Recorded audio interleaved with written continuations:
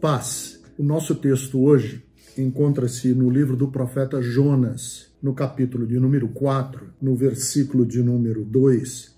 Jonas orou ao Senhor e disse: Senhor, não foi isso que eu disse quando eu estava em casa? Foi por isso que me apressei para fugir para Tarsis. Eu sabia que tu és Deus misericordioso e compassivo, muito paciente, cheio de amor e que prometes castigar, mas depois te arrependes.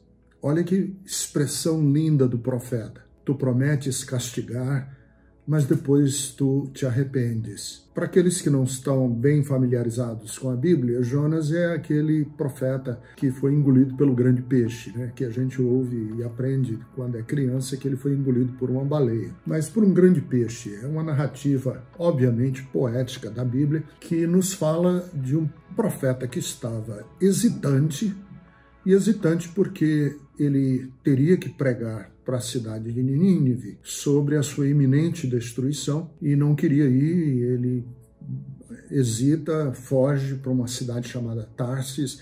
Ele é jogado no mar, engolido por um grande peixe, e depois o peixe o vomita na beira de uma praia. E ele finalmente, com muita relutância, resolve ir para a cidade de Nínive, prega na cidade de Nínive, a cidade de Nínive toda se arrepende, o rei proclama um grande jejum nacional e o povo se volta para Deus, ou se volta a praticar justiça, e toda aquela profecia de Jonas é revogada por Deus, porque disse: olha, eu não vou julgar um povo que não sabe discernir a mão esquerda da mão direita. E Jonas fica então revoltado. E aí ele expõe a causa, a razão da revolta dele. Ele está revoltado porque ele queria fazer valer a profecia dele mais do que a misericórdia de Deus. Ele queria que a pregação dele tivesse mais força do que a misericórdia. E isso é muito significativo porque é uma tentação de todos nós. A gente não quer morder a língua. Eu preguei certas e determinadas coisas. Um desses dias eu estava vendo os meus esboços mais antigos, que eu armazeno todos eles, e estava vendo alguns esboços antigos meus e eu fico pensando: meu Deus, quantas coisas que eu já preguei e que hoje eu mordo a língua, que hoje eu já não pregaria mais. Por quê? Porque a vida impôs mudanças. É impossível você não fazer uma autocrítica, você não olhar para si, a velha máxima socrática, né? Conhecer a si mesmo, desnudar-se, morrer para velhos conceitos. Se você quiser crescer, tudo isso é um imperativo. Você tem que morder a língua, tem que abandonar velhos conceitos. E Jonas não queria abandonar velhos conceitos. Ele queria continuar sendo, entre aspas, coerente. E a coerência dele estava acima da proposta divina de promover arrependimento, mudança. Porque arrependimento, que é uma palavra religiosa, mas ela é uma palavra que pode ser usada também no contexto secular. O que é arrependimento? É uma mudança de rota a partir de novos conhecimentos que a gente tem. Ou a gente poderia até usar um outro conceito. É o alargamento da consciência que promove mudanças. Quando eu sei determinadas coisas, a partir desse novo conhecimento, eu mudo de rota.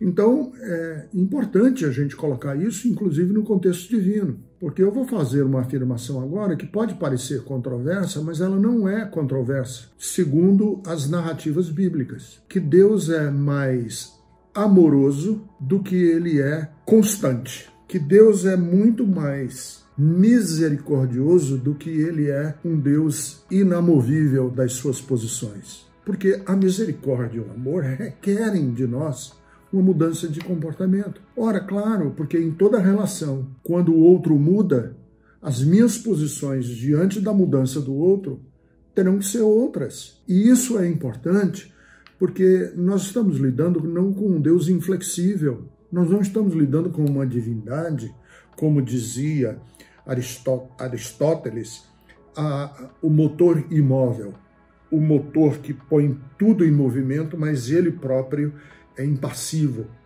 Ele próprio é inamovível, que Deus é de uma constância tão absoluta que nada o move, nada o comove. Não, o Deus da Bíblia é o Deus que se comove de íntima compaixão conosco. Isso é muito importante, nós mostrarmos que é a fidelidade de Deus que faz Deus mudar, sim, de comportamento. E a mudança de comportamento é o que está implícito na palavra misericórdia, graça. O que é graça? Graça é Deus nos dar aquilo que a gente não merece. Isso é graça, é a gente receber aquilo pelo qual nós não temos nenhum mérito para apresentar. Pela graça vocês são salvos, está escrito na Bíblia. E o que é misericórdia? Misericórdia é Deus não nos dar o que a gente merece. Então, quando eu mereço um castigo, esse castigo é suspenso em nome da misericórdia. Isso é muito importante numa época de dor, de sofrimento, de angústia, quando nós estamos nos sentindo abandonados e nos sentindo muito solitários, talvez num corredor de hospital, talvez numa cama ou numa maca, ou talvez numa quarentena, ou talvez isolado em algum lugar que a gente não tem sequer contato com outras pessoas, de sabermos que a misericórdia de Deus supera, suplanta, é maior do que qualquer sentença, punição, e que não há contrapartida exigida por Deus, porque a sua lealdade está disposta a nos dar, a nos conceder até o que a gente não merece. Isso é tão lindo, para que você tenha como consolo na sua vida, que você tenha como chão existencial, inclusive na hora do sofrimento, que Deus é por nós e que Deus está conosco. E que está conosco de uma maneira inequívoca, sem contrapartida, eu repito, porque o seu amor e a sua misericórdia triunfam sobre todo juízo. Tá bom? Que Deus abençoe você. E lembre-se das palavras de Jonas no capítulo de número 4, no versículo de número 2. Eu sabia que tu és Deus misericordioso e compassivo, muito paciente, cheio de amor, e que prometes castigar, mas depois te arrependes. Esse é o Deus que a gente tem como o amor e a fonte de amor da nossa vida. Fiquem com o Senhor, protejam-se e lembrem-se, unidos e unidas, juntos e juntas, a gente vai muito mais longe.